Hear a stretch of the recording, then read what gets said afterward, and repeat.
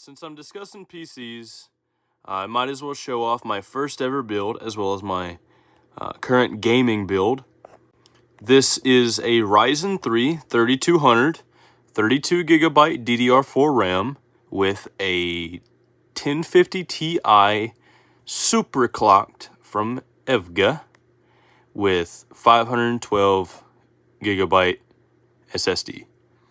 I love it. It's my go-to for gaming, and it handles everything pretty well.